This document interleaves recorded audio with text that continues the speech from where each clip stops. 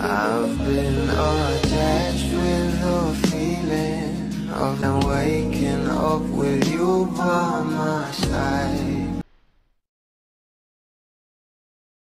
Nung nakaraang araw nga guys ay talaga namang inilabas na nga sa social media ang bawat pangalan ng ating Donnie at Belle sa kanilang new series na How to Spot a Red Flag. Alam naman natin at nakilala na nga natin kung sino-sino ang makakasama nila sa new series na ito.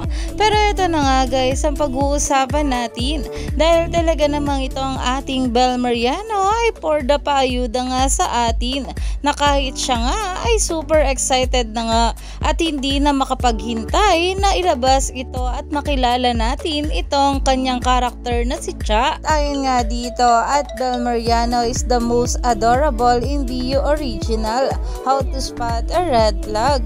Can't wait for you all to meet Cha, na kung saan ay super happy nga dito ng ating Belinda dahil talaga namang magkakaroon nga muli sila ng series kasama itong ating Donnie Pangilinan.